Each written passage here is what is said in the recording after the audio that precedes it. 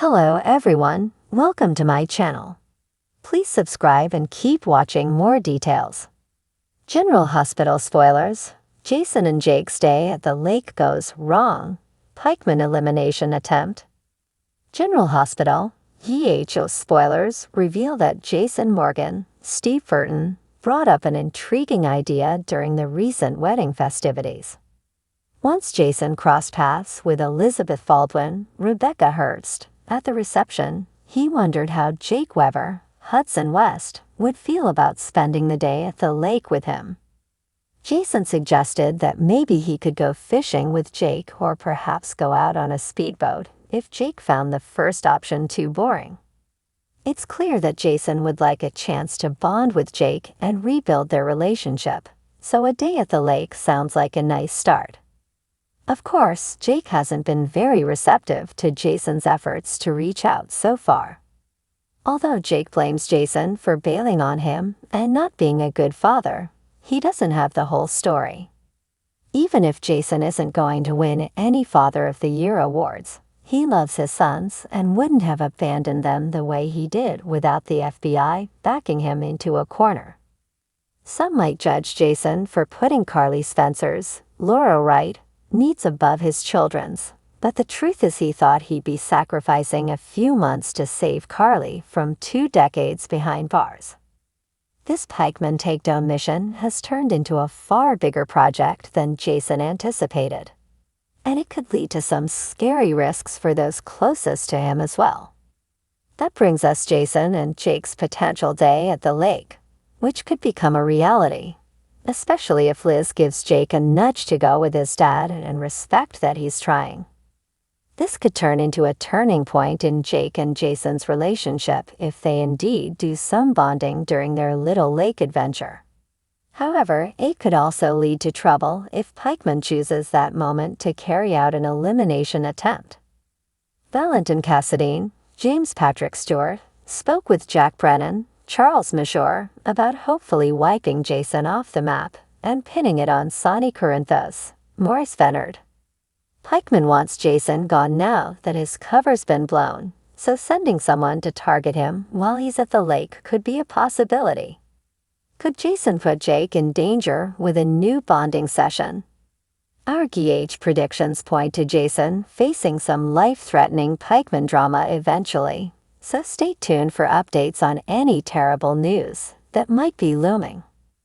General Hospital spoilers say Jason may have to think fast and protect Jake if things go wrong.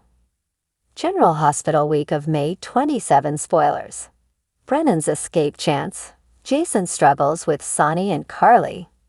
General Hospital, YHS spoilers for the week of May 27 to 31 reveal that Molly Lansing Davis, Kristen Vaganos, and TJ Ashford, Taj Fellow, seem poised to make a shocking discovery. Whether Sonny Corinthos, Maurice Vennard, gets arrested or not, TJ and Molly are surely going to find out what Christina Corinthos Davis, Kate Mansi, witnessed sooner or later. Christina herself may even confess at some point and leave the parents to be furious over the added stress. Between pregnant Christina getting so close to all the Sonny danger and the fact that she didn't visit KGH in the aftermath, Molly and TJ will have good reasons to lash out. Meanwhile, Sonny will keep spinning out as long as his medication dosage remains too low. Ava Jerome, Maura West, has the power to rectify Sonny's prescription issue, but she seems poised to keep using it as a manipulation tool for the time being.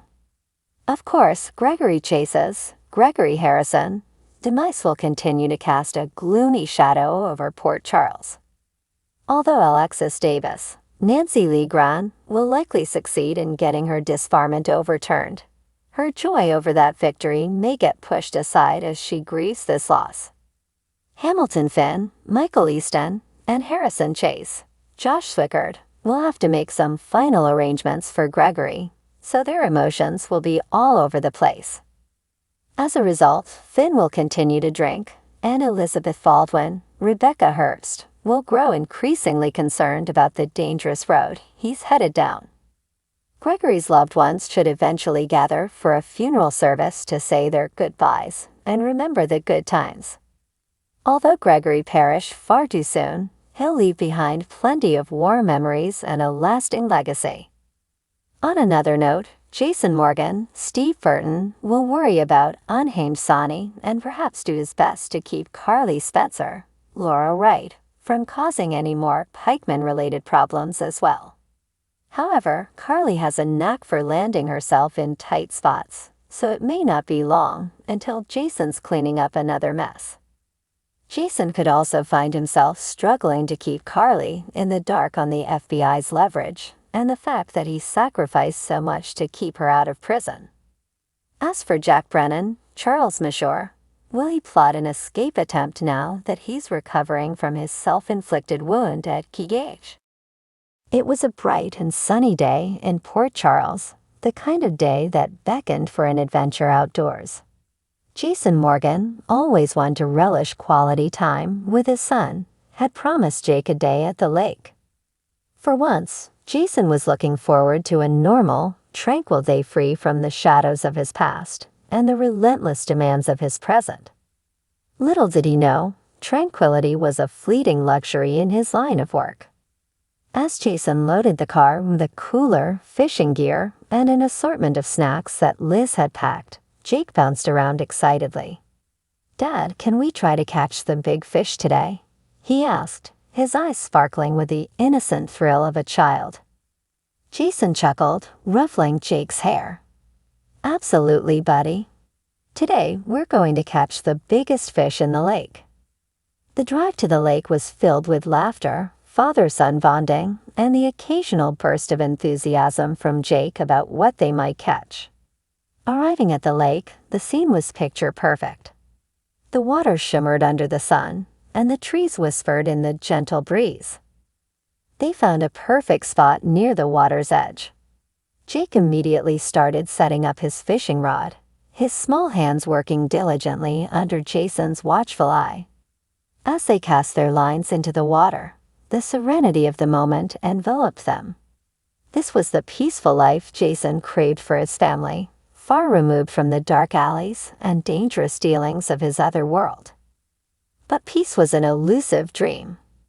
Unbeknownst to Jason, the shadow of danger was already creeping closer. The Pikeman Organization, a notorious and ruthless group that Jason had crossed paths with in his efforts to protect Sonny Corinthos' empire, had not forgotten their grudges.